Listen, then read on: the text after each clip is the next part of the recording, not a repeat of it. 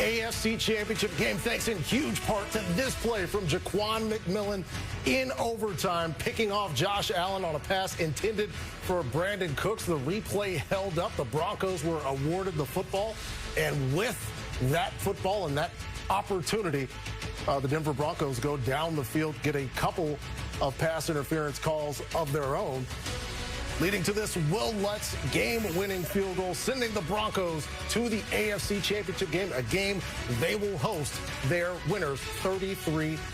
Hey, everybody, welcome to Game Day Highlights, the digital weekend. Patrick Claybon here in the NFL LA newsroom, fresh off the Broncos win over the Buffalo Bills. How did they get there? What did they do in the road ahead?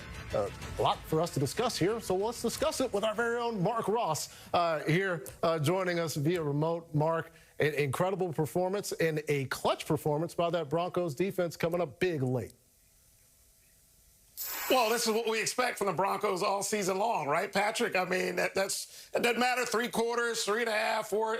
Broncos just get winning time, and they go get it done. 8 game-winning drives for Bo Nix in the fourth quarter or overtime this season. They never seem to be out of it. Didn't play their best, but Buffalo, 5 turnovers. You can't expect. A little question was grabbing the arm there, and then we'll see another one as well right here. Another deep shot, just chuck it up. Tre'Davious White just trying to catch up, and that definitely was pass interference. Hey, you got to call it there. It was obvious, unfortunate for the Bills, but great play calling there from Sean Payton and Bo Nix to just chuck it up and go get that, to get the chunk yards, to get it in field goal range.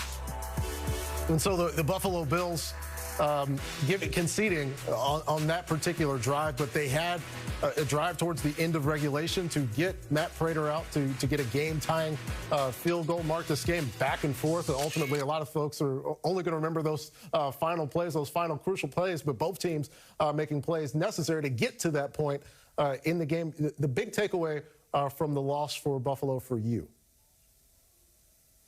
Well, as I just said, you can't turn the ball over 5 times, and Josh Allen turned it over 4 times. 2 interceptions and 2 fumbles. As magnificent as he's been, as magnificent as he was with the positive plays tonight, you can't turn it over 4 times and expect to win.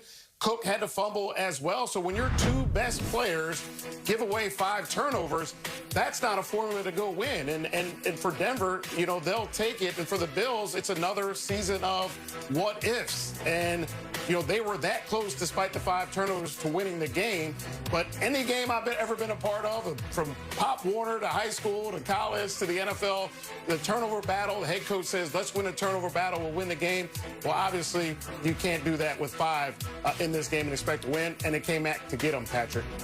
Let's take a look at the numbers for both quarterbacks. Josh Allen throws for 283 yards. Bo Nix, 279. Of course, the turnovers heavily favoring the Buffalo Bills, who had those 5 turnovers. But looking at Bo Nix, 26 of 46, 279, 3 touchdowns, just 1 interception.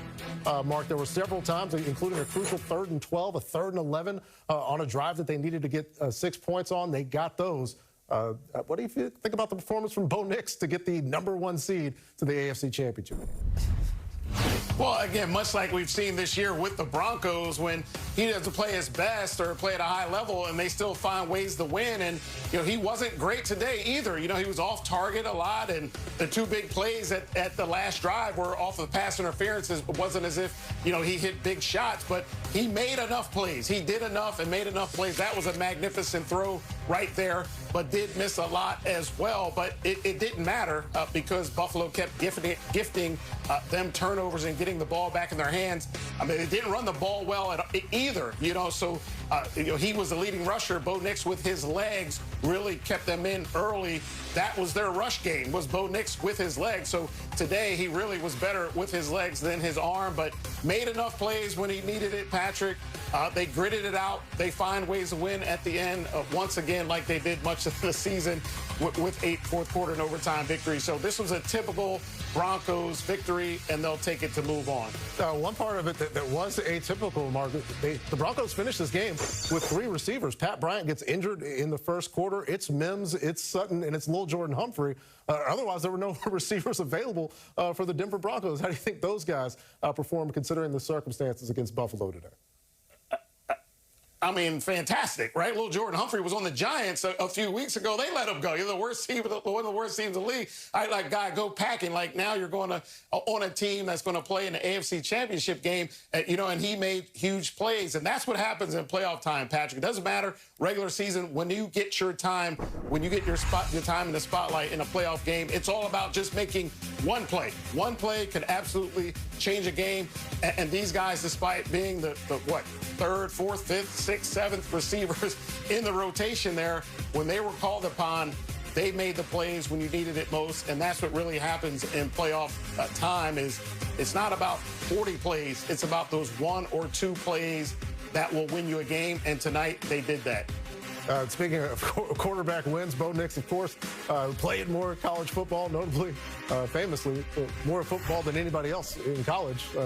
Look at this quarterback wins in the first 2 seasons since 1950. 25 for Bo Nix. Only a couple more. So the availability, not necessarily that high for Bo Nix to catch Russell Wilson this first couple of seasons. But what a start for Bo Nix. And now his Denver Broncos can go home, maybe watch the game over in the NFC. And then they get a chance to see who they will play in the AFC Championship game. Right now, Mark, if you're a Broncos fan, if you're a Denver Bronco that's going to sit down and watch that game, who would you rather play, the Patriots or the Texans? Oh, man, that's tough. But I'm thinking, let's get the Patriots here, because that defense of the Texans, like, they almost mirror each other where, okay, 2 nasty defenses, but I think the Texans defense can control games even more. Unit in the NFL, been saying that since midseason, Patrick. Yeah, great football game. 2 very good football teams. History will remember, of course, the Denver Broncos being on the better side of this one, winning 33-30 and advancing to the AFC Championship game.